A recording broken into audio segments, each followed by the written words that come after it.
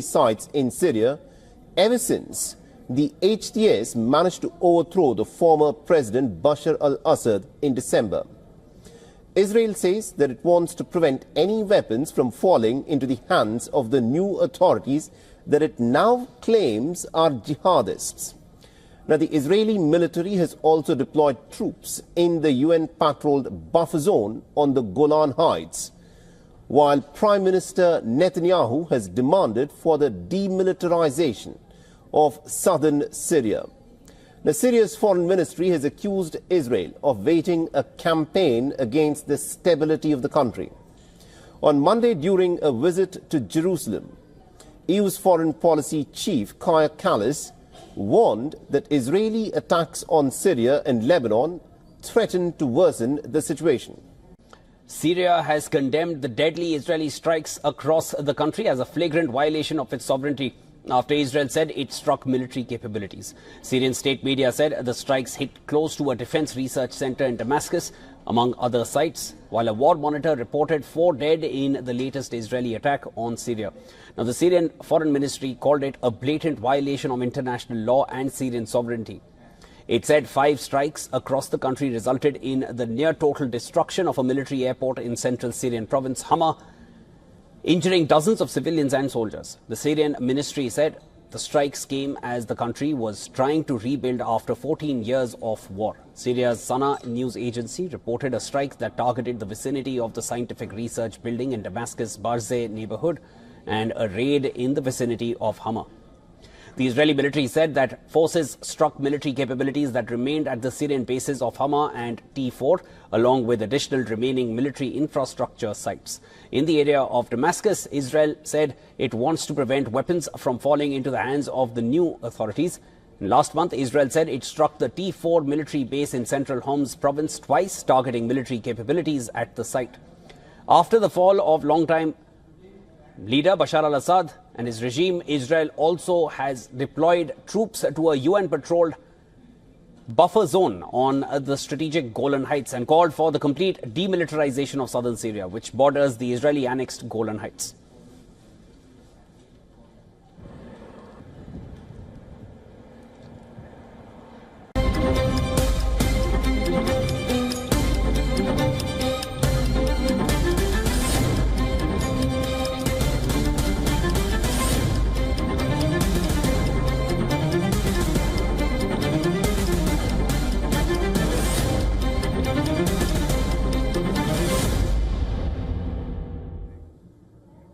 On to the escalating tensions in West Asia. Israeli airstrikes pounded multiple military sites across Syria, including a key airport, reportedly leaving at least 13 people dead. In a post on X, Israel's military confirmed it targeted strategic military installations along with additional infrastructure. In fact, the IDF said that strikes were aimed at dismantling remaining military capabilities and removing potential threats. The Syrian Foreign Ministry condemned the attack. In a post on X, the ministry said that Israel struck 5 locations across Syria within a 30-minute window, adding that the strikes led to quote-unquote near total destruction at the Hama military airport, injuring dozens of civilians and soldiers. As you see in these visuals, fighter jets, military vehicles, various types of ammunition lie damaged or completely destroyed at the Hama airbase. Israel's defense minister, Israel Katz, said that Israeli airstrikes near the airports in a T4 base, Hama and the Damascus area, in his words, served as a warning for the government to stop allowing hostile forces into Syria. Syria's state-run Sana news agency reported that Israeli shelling in the southern province of Daraa reportedly killed 9 civilians and injured several others. The Syrian Observatory for Human Rights identified the victims as local fighters who took up arms following an Israeli incursion. The IDF stated its forces carried out operations in Daraa province, seizing weapons and destroying enemy infrastructure. And an IDF spokesperson further emphasized that future military actions will continue if necessary. Now, this is the aftermath of the Israeli strikes near the Barzeh Scientific Research Center in Damascus. At least 1 building was completely destroyed in the overnight Israeli airstrikes. And Israel's military campaign against Syria has intensified ever since. HTS toppled former President Bashar al-Assad in November. A month later, Israeli Prime Minister Benjamin Netanyahu ordered troops into the previously demilitarized UN buffer zone along the 1974 armistice line on the Golan Heights. And by February, Netanyahu demanded complete demilitarization of southern Syria, stating that his government will not tolerate HTS-led forces operating near Israel's borders. Now, it's important to note here that the conflict between Israel and Syria is not just between the two countries. In fact, Israel is significantly concerned about the growing presence of Turkey in Syria, with an Israeli government committee in January cautioning Netanyahu that the Syrian-Turkey alliance could be a greater danger to Israel than even the one posed by Iran. Says a lot. In the latest such development, Israel's foreign minister has said that Turkey is doing its utmost to convert Syria into a Turkish protectorate. With regard to Syria, we indeed are worried by Turkish. They are doing their utmost to have Syria as a Turkish protectorate. And with no signs of de-escalation, tensions in West Asia continue to mount. And the question still is, how far and in which direction will this conflict really head?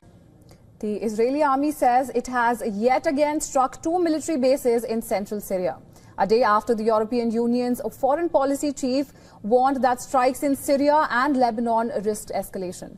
Now, referring to 2 targets, one in Palmyra and another in 50 kilometers west of the city, the Israeli military said it struck military capabilities that remained at the Syrian military bases of Tadmor and T4. The IDF added that it will continue to act in order to remove any threat posed to the Israeli citizens. On Friday, Israel confirmed targeting the same bases after a war monitor first reported the raids. Meanwhile, International Internet Monitoring Service NetBlocks is reporting a nationwide internet shutdown in Syria.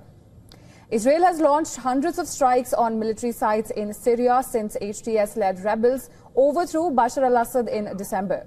Israel says it wants to prevent weapons from falling into the hands of new authorities it considers jihadists.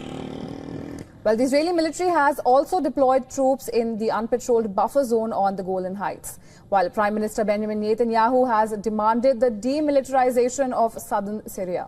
Syria's foreign ministry has accused Israel of waging a campaign against the stability of the country.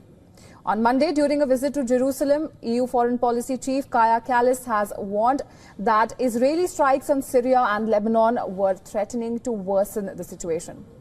The Israeli army says it has yet again struck 2 military bases in central Syria, a day after the European Union's foreign policy chief warned strikes in Syria and Lebanon risked escalation.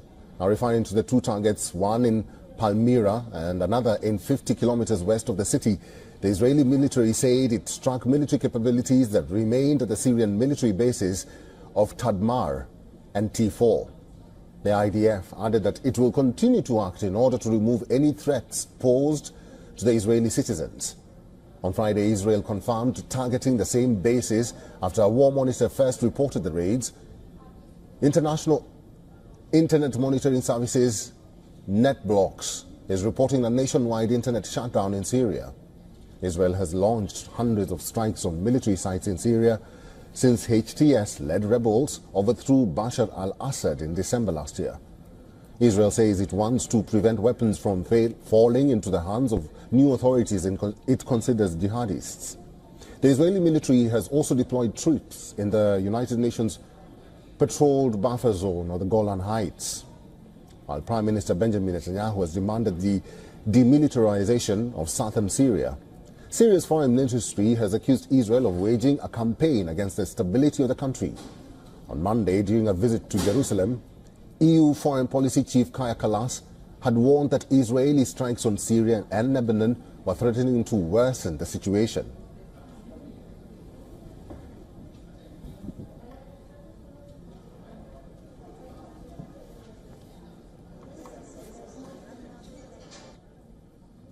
Dr. Wael Awad is an international journalist, senior vice president, Middle East and North Africa International Relation, and distinguished advisor in West Asia at the Tilotoma Foundation and serves as a distinguished advisor for the Global Counterterrorism Council. Welcome to the program. Thank you very much for joining us at this hour. Let me just start by asking you, what do you think is preventing Israel from moving out of Syria and Lebanon?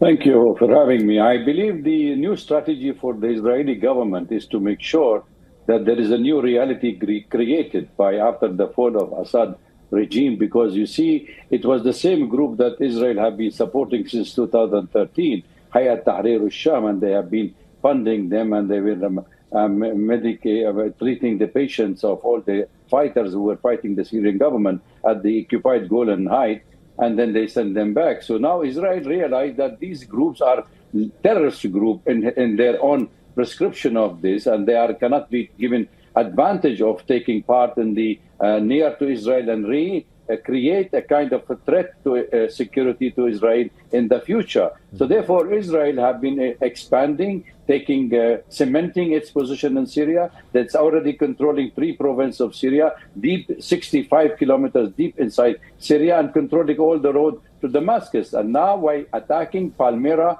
and Tinfour and these 2 military bases in the center of Syria, it's a clear indication that the expansion of Israeli influence in Syria will extend throughout the border from Jordan up to Iraq, up to the Kurdish area where the United States is controlling. And I think that's a clear violation of the sovereignty and integrity of Syria, because the future of Syria at stake, especially with the continuous occupation of Israel and the United States and Turkey of the Syrian territory, not to speak of the current government of Syria, which is unable to spread its control all over Syria yet. Mr. Wail, let me ask you this. The European Union delegation is currently in West Asia. They will be touring Israel in a short while from now. They also did indicate that if Israel does not cease fire in Syria and Lebanon, then that is a cause of concern, first of all. And secondly, there is a fear of an escalation in that region. What happens if Israel does not adhere to the rules or the statements being made by the European Union?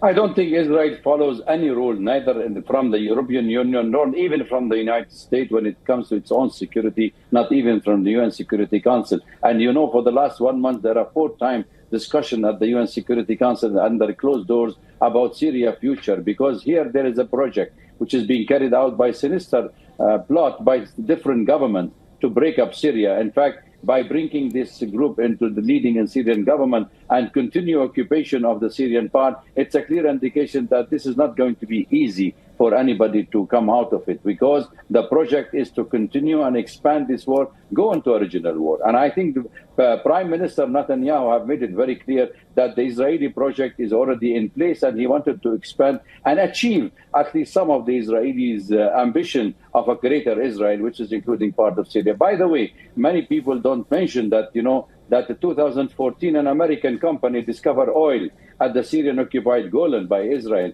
and that a tributary of those oil expand deeply inside Syria, which I have written extensively on that, at 65 kilometers deep inside Syria. So if I wanted to see what's going on the ground in my own country, I will understand that this pretext of terrorism is nothing but a pretext to continue occupation, to ensure that the resources of Syria has been taken by some other foreign nations, nothing but Israel. So therefore, the United States and the European Union has to address the issue of Syrian future and Syrian integrity, and let the Syria, led by Syrians, to rule themselves and have total control on the territories. But allowing this kind of chaos, then definitely we are heading for a regional war, especially with the continuous threat, as you know, to Iran, which is Israel is already saying bluntly that Iran is responsible for a Houthi Ansarullah in Yemen bombardment to Israel by using those rockets, and also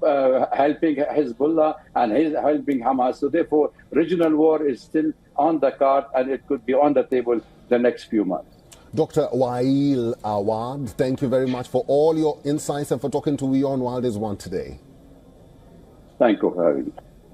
Now, Syria has slammed Israel after it bombed a village in the country's south. Several families were evacuated from Koya in the Dara province after the Syrian Foreign Ministry said that at least about 6 people were killed in the attack. Now, Israel, on the other hand, claims that it was only responding to an attack on its forces. The Syrian civil defense group, known as the White Helmets, shared a video of the evacuation on Tuesday. The women, children and the elderly were seen boarding and also alighting from vans. Syria has termed the Israeli attacks as a flagrant violation of its sovereignty. Now, Israel has claimed that its troops returned fire after armed fighters targeted them and then as the Israeli warplanes struck the fighters. But it did not specify whether the Israeli troops were located within the Syrian territory when they were targeted. Now, the Israeli military has also revealed that its troops had operated in recent weeks in several locations in Syria. Following intelligence indications, it said the troops had located numerous weapons and that all of the items that were located were confiscated and dismantled. Now, Israel has launched hundreds of strikes on military sites since the fall of the Assad government in December, saying that it wants to prevent weapons from falling into the hands of the new authorities.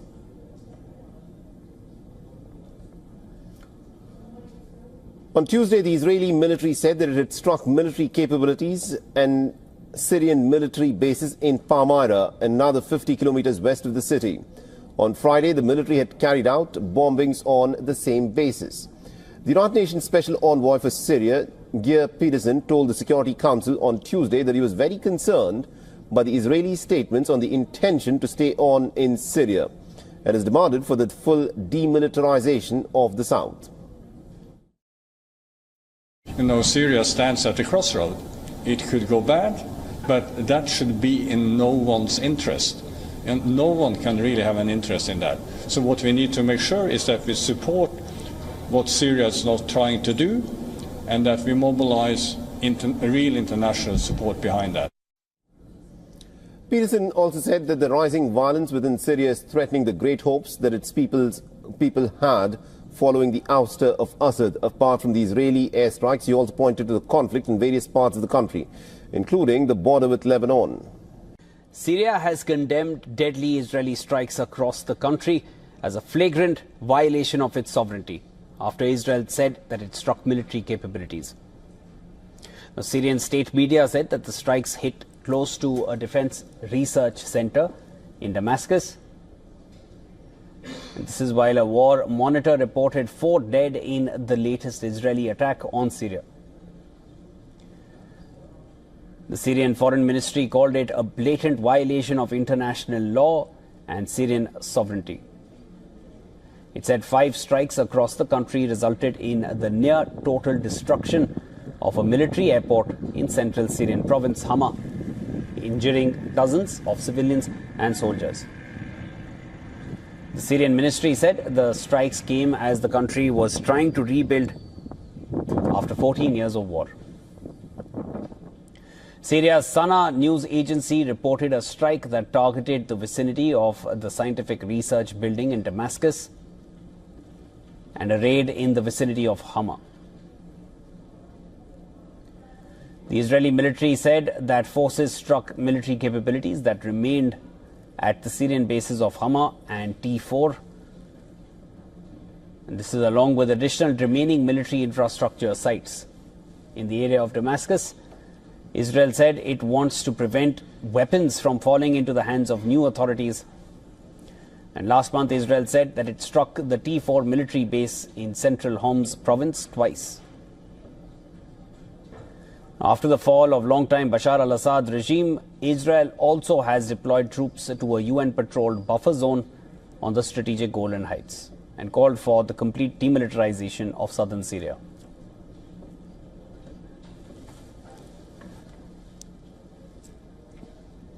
Syria has slammed Israel after it bombed a village in the country's south. Several families were evacuated from Koya in Dara province after the Syrian Foreign Ministry said at least 6 people were killed in the attack. Israel, on the other hand, claimed that it was responding to an attack on its forces. The Syrian civil defense group, known as the White Helmets, shared a video of the evacuation on Tuesday. Women, children and the elderly were seen boarding and alighting from vans. Syria has termed Israeli attacks as a flagrant violation of its sovereignty.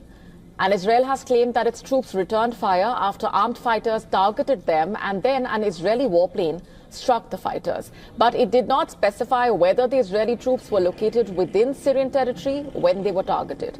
The Israeli military has also revealed that its troops had operated in recent weeks in several locations in Syria, following intelligence operations. In fact, following intelligence indications, it said that troops had located numerous weapons and that all of the items that were located were confiscated and dismantled. Israel has launched hundreds of strikes on military sites, in fact, since the fall of the Assad regime in December, saying it wants to prevent weapons from falling into the hands of the new authorities.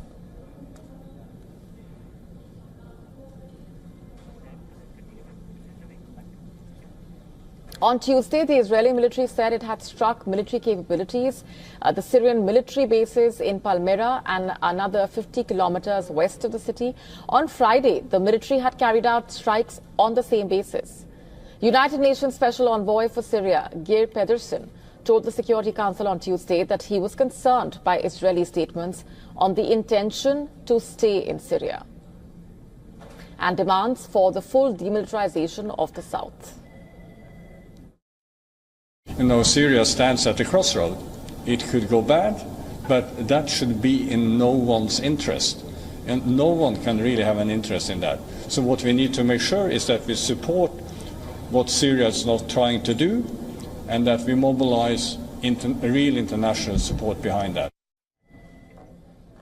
Pedersen also said that rising violence within Syria is threatening the great hopes its people once had following the ouster of Assad. And apart from Israeli airstrikes, he also pointed to the conflict in various parts of the country, including the border with Lebanon.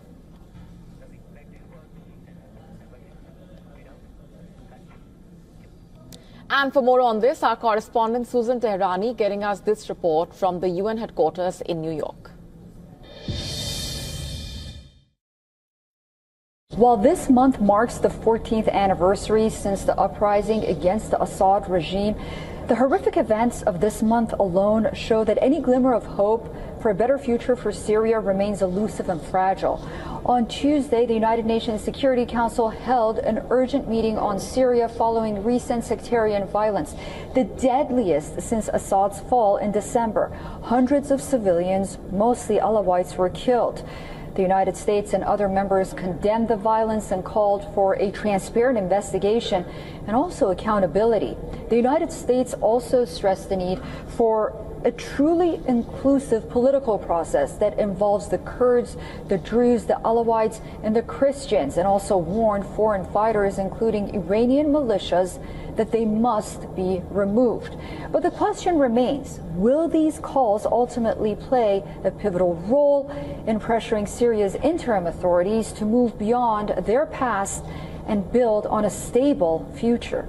Susan Tehrani reporting from New York for WION World is One. But the Houthi-US clash that we just told you about, that is not the only thing threatening tensions in West Asia. Syria has bombed Lebanon, and that's after Hezbollah executed 3 Syrian soldiers. On Monday, the Syrian army sent a convoy of troops and several tanks to the frontier after Syrian troops exchanged fire with Lebanese soldiers and armed groups in northeast Lebanon overnight.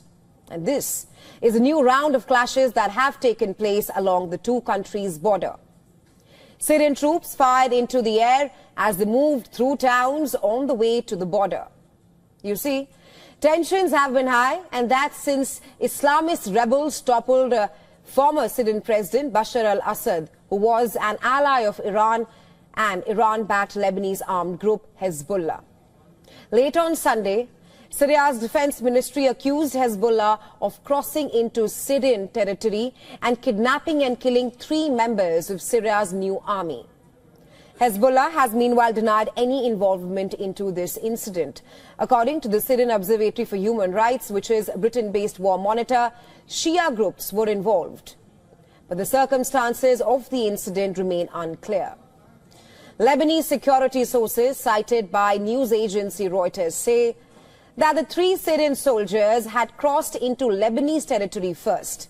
According to them, The Syrian soldiers were killed by armed members of a tribe, and that's in northeastern Lebanon, who feared their town was under attack. In retaliation for their deaths, Syrian troops shelled Lebanese border towns overnight. Residents of the town of Al-Qasr, which is located less than 1 kilometer from the border. In a statement on Monday, Lebanon's army said that it had handed over the bodies of the 3 killed Syrian soldiers to the Syrian officials, and that it had responded to fire from Syrian territory. And they had also sent reinforcements to the border area. One of the points affiliated to the Syrian government's defense ministry was targeted. This point was breached by a group affiliated to the Lebanese group Hezbollah. 3 soldiers of the Syrian Defense Ministry were killed. Afterwards, the Defense Ministry brought in reinforcements in order to control the situation and target the group that is responsible for the act. Thank God the group was targeted and the point from which they launched their attack was identified. Some members of the group were wounded and some of those that were responsible for the act were killed. Now, the Syrian Defense Ministry has a plan in order to control the Syrian-Lebanese borders. Large military reinforcements were brought in to reinforce positions along the Syrian-Lebanese border and prevent any breaches in the coming days. Though the clashes between Hezbollah and the Syrian forces, they were largely calmed before sunrise. Lebanese media reported low-level fighting at dawn after an attack on a Syrian military vehicle. The number of casualties remains unclear as of now. All right, so let's start with the big story that we are tracking on WION at this hour. Now, amidst a deadlock over the next phase of the ceasefire in the Gaza Strip, the Israeli military has now launched fresh attacks, killing over 330 Palestinians. And this comes after the Israeli Prime Minister's office said that it had instructed the Israeli army to strike Hamas across the Gaza Strip. Now, the Prime Minister's office further added that these new Israeli attacks was due to Hamas's repeated refusals to release its hostages and also the rejection of all offers received from the U.S. envoy Steve Witkoff and other mediators.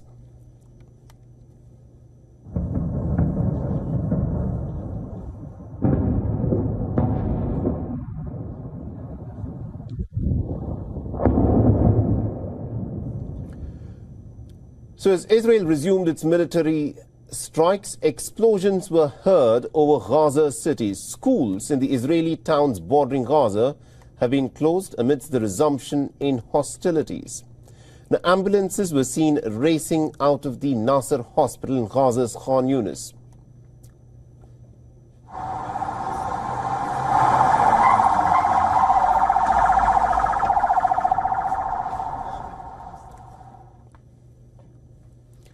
Now, according to sources, Israel's all-night airstrikes on Gaza City targeted Hamas's top leadership.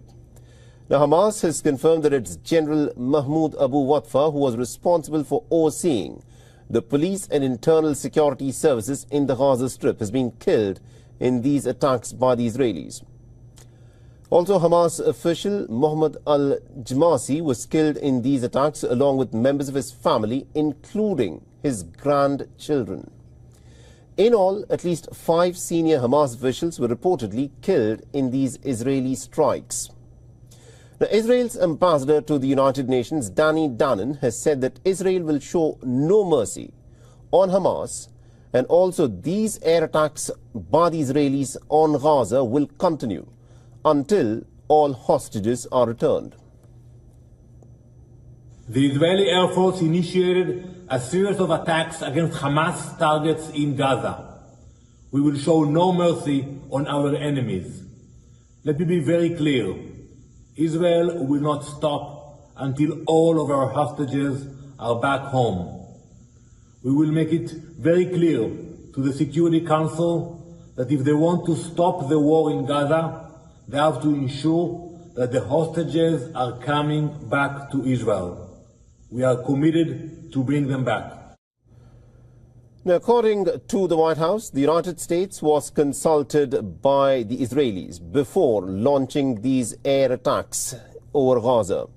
In an interaction with Fox News, the White House Press Secretary Caroline Leavitt said that whether it is Hamas, Houthis or Iran, now all those who seek to terrorize not just Israel, but also the United States of America will see a price to pay.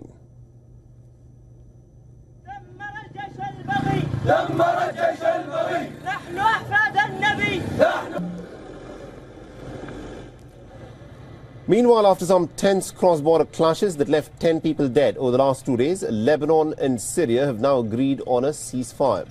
Earlier, the Syrian Defense Ministry had accused Lebanon of crossing into the Syrian territory, abducting 3 soldiers and killing them on Lebanese soil. Now, this, in fact, was the most serious cross-border skirmish since the ouster of the former President Bashar al-Assad in Syria. Furthermore, 2 more people were killed and several others were injured in an Israeli air attack in the southern Syrian city of Dara. Now, according to the Israeli military, the strikes targeted command centers and military sites belonging to the old Syrian regime.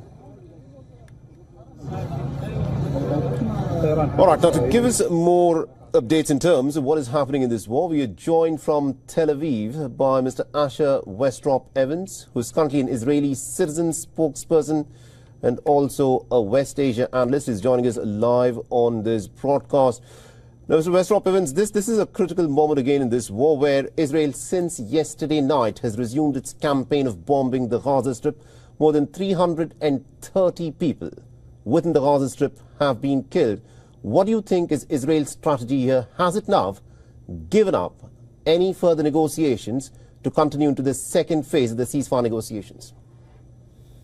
No, certainly not. And what we've seen here is a highly signposted move to develop the Israeli strategy down the line. You know, we saw initially, of course, Israel signaling they were going to be cutting off aid to Gaza until such time as Hamas was going to take a responsible action, come to the table and actually work towards the resumption of a functional ceasefire deal. Then that was escalated further to the cutting of electricity and other infrastructure resources. Only now, weeks after the initial phase 1 deal reached its conclusion, have we seen this escalation to full-blown resumption in fighting. This is not something that we in Israel want to see. Right. This is not something that path we would like to go down, but Hamas must come back to the negotiating table and return the hostages now before we can have any sort of path towards stability and normalization. You know, for people who are looking at this conflict unfold from outside, there was a ceasefire that was in place, and the 1st of March is when Israel stopped humanitarian aid into the Gaza Strip. 7th of March is when the Israelis cut off power for the Palestinians in the Gaza Strip. There is a gradation in which the Israeli government under Netanyahu is trying to squeeze the Palestinians more so that they bring about some pressure on Hamas. But the fact is this, Hamas has been saying that it wants Israel to start the second phase of negotiations for the second phase of the ceasefire, which would result in all Israeli soldiers being pulled out of the Gaza Strip, which the Netanyahu government has been reluctant to do. Is that not the reason as to why a ceasefire for the second phase of the ceasefire talks has not gone through? No, Hamas has not been some benevolent figure looking to move ahead with the ceasefire purely on existing terms. What they want to do is to be able to move us ahead to drip out the remaining hostages, whether they be alive or dead, the 59 remaining hostages that still remain inside Gaza. They want to drip those people out, continue to use them as tools and not treat them as truly human beings, and at the same time remain in power. That is Hamas's ultimate goal here, to keep the people of Israel under their constant threat of their militant terrorism, and of course to keep the people of Gaza under their yoke and under their control at the threat of further attack and further threats from the Hamas militant organization. One quick question before we let you go. And allowing a reconstruction. Right. One quick question. Does Israel under Netanyahu intend to withdraw completely from the Gaza Strip, or does Israel want to control the Gaza Strip militarily, especially the Philadelphia corridor? Israel has always been very clear. If Hamas were to be removed from power, if there was a demilitarization inside Gaza and there was a move to de-radicalize the Gazan people from their militant intent against Israel and their willingness to lay down arms and move forward towards a peaceful and stable solution, which involves the returning of the hostages, of course, as a key term, Israel would most certainly be on board for that sort of initiative. As we've seen, Hamas has not shown any willingness to be removed from power, and while the moderate Arab states in the nearby region, of course, Gaza, Jordan and others in the nearby region have begun speaking about reconstruction plans. At the moment, there isn't a concrete plan in place for Hamas to either remove itself willingly or to be functionally removed from power. And until that time happens, we'll not be able to return to a status quo of October 6th, 2023, much as Hamas would like to return back to those days. All right, we'll have to leave there. Thank you very much indeed for joining us with that perspective there. Thank you. Our top focus on gravitas tonight. The war that began in Gaza has now spilled across borders, leaving a trail of utter destruction and bloodshed. In Gaza alone, the lives of over 50,000 Palestinians have already been lost. And since the ceasefire crumbled on March 18th, at least 850 more have died in relentless Israeli airstrikes. And Israel has now widened its military campaign, targeting Syria and Lebanon with equal intensity. Early this morning, Israeli fighter jets bombed a shelter in Jabalia, northern Gaza. Among the dead was Abdel Latif Al-Qwana, a spokesperson for Hamas. According to Al Jazeera, the strike also wounded several others, including children. Meanwhile, in Gaza City, 6 members of the same family were killed following an Israeli strike in Khan Yunis.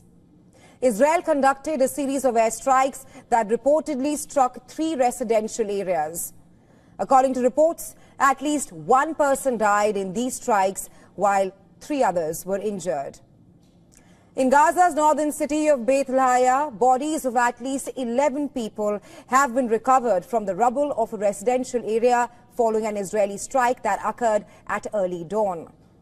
Amidst the unrelenting strikes, the death toll in Gaza continues to rise, with the enclave's health ministry reporting 25 deaths and 82 injuries in just the last 24 hours. But this war no longer stops at Gaza's borders.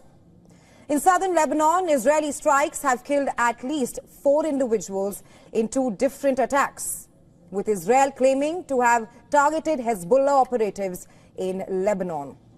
According to local reports, an Israeli drone attack on a car near Lebanon's Yomor killed at least 3 people, adding that simultaneously artillery shells pounded the surrounding area. The Israeli military in a statement said that they identified several Hezbollah militants who were transferring weapons in the area before initiating a strike. While the IDF also released footage of another drone attack in Lebanon's Marob that it said was directed at a Hezbollah battalion commander who they claim was responsible for planning attacks against Israeli civilians and troops.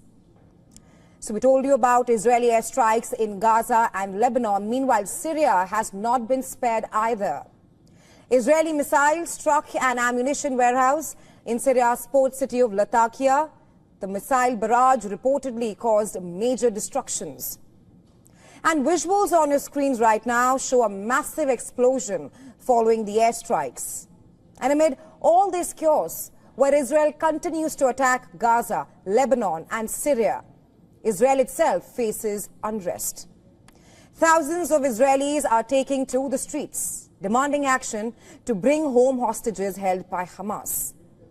Demonstrators have rallied outside Israeli Prime Minister Benjamin Netanyahu's residence and the country's parliament as well, calling for immediate elections and a shift in government strategy. Bibi, however, remains defiant. In a statement to the Knesset, he threatened to seize parts of Gaza if Hamas failed to release the remaining hostages still held in Gaza. The fighting in Gaza continues. The more Hamas continues in its refusal to release our hostages, the more powerful the repression we exert will be. And I say to you, members of the Knesset, and I say it to Hamas as well, this includes seizing territory, and it includes other things that I'm not going to specify here.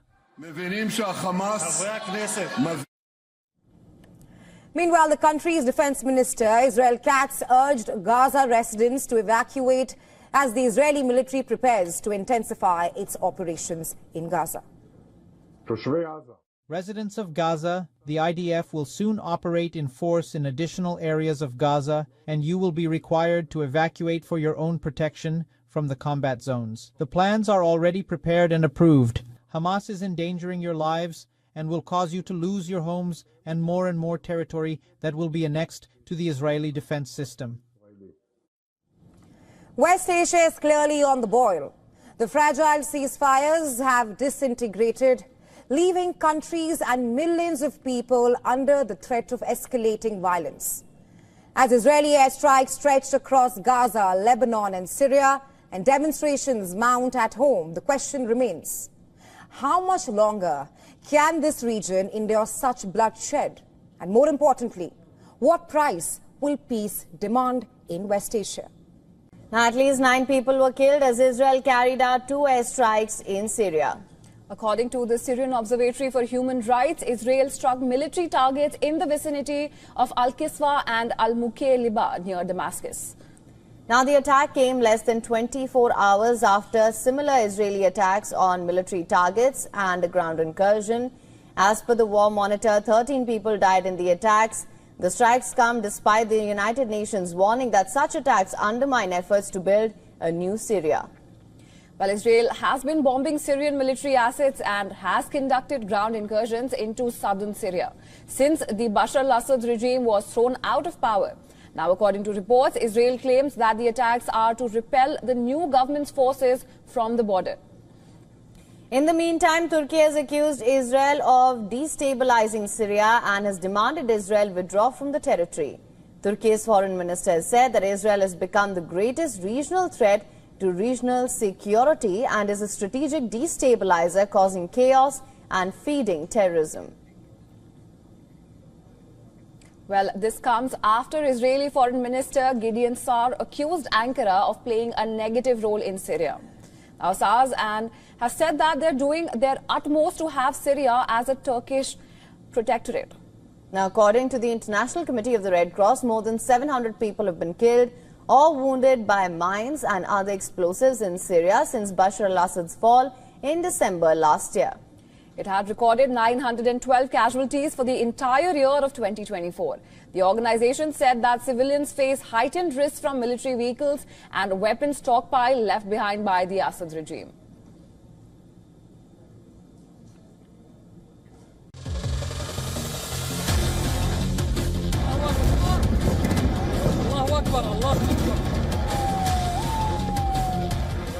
Syria is grappling with layered challenges that begins from politics and extends to its borders. Last week, the country witnessed one of its worst mass killings after the ouster of Bashar al-Assad. Latakia, one of Syria's key port cities, witnessed a surge in violence. More recently, ordnance from Syria's 13-year conflict exploded in the coastal city, killing over a dozen people.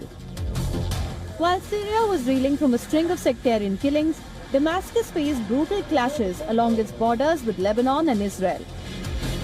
On Monday, Lebanese President Joseph Aoun ordered troops to retaliate against the source of gunfire from the Syrian side of the border. Lebanon's health ministry reported that 7 Lebanese citizens were killed and 52 injured in the clashes. Fighting happened after the Syrian regime accused Lebanon's Hezbollah group of crossing into Syria on Saturday, abducting 3 soldiers and killing them on Lebanese soil. Hezbollah denied any involvement in the clashes. Israel also launched strikes on Syria, claiming to hit Syrian military posts. Israeli jets struck Syria's Daraa and Homs province. Israel said it attacked military sites used by the Bashar al-Assad regime and could potentially be used by the new interim government. Inside Syria's borders, Kurds in Kamishli took to the streets to protest against the constitutional declaration issued by the new Syrian leadership. Holding Kurdish flags, protesters raised banners with slogans asking for the recognition of their rights. A constitution that is generally rejected by the majority of the Syrian people, not only by the Kurdish people. The Syrian Arab Republic does not represent the aspirations of the diverse people. For example, the Kurds, the Turkmen, Assyrians. We hope to find alternative solutions and extract clauses on the rights of the Kurdish people and the demands of the Kurdish people for the sake of their just cause in Syria. Last week, interim President Ahmed al-Sharaa signed a constitutional declaration drafted by experts, according to which Syria will retain Islamic jurisprudence as the main basis of law. Some Syrians and foreign powers are worried that Sharaa may impose strict Islamic governance or exclude some communities from positions of power in a country with numerous minority groups such as Druze, Kurds, Christians and Alawites. Now is the time for bold moves to create a genuine, credible and inclusive transitional government and legislative body, a constitutional framework and process to draft a new constitution for the long term that is credible and inclusive too, and genuine transitional justice. Critics argue that the new constitution concentrates powers in the hands of the interim president and fails to adequately protect the rights of minorities. And now to a different part of West Asia, Turkey, where thousands have been protesting after the arrest of Istanbul's mayor, Ekrem İmamoğlu. They are saying that he was arrested with charges of terrorism and corruption, but he is Recep Tayyip Erdogan's main rival. People are in the streets and it doesn't look peaceful in Turkey. We tell you more in this report. Now, the Israeli army claims that it has yet again struck 2 military bases in...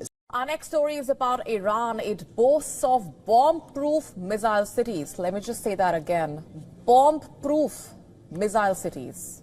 In a development that is sure to shock Israel, Iran's Islamic Revolutionary Guard Corps, IRGC, has claimed that it will unveil 2 new underground missile and floating cities. IRGC saying the floating cities will be along the coasts of the Persian Gulf as well as the Sea of Oman.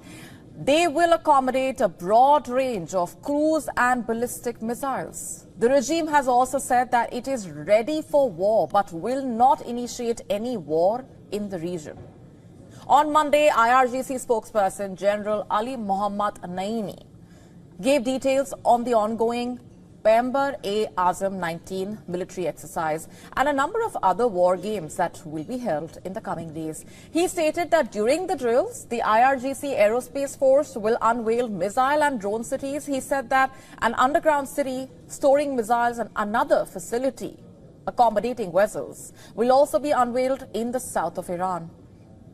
The new generation of the IRGC's unique drones will also be unveiled. General Naini also saying that the IRGC Navy will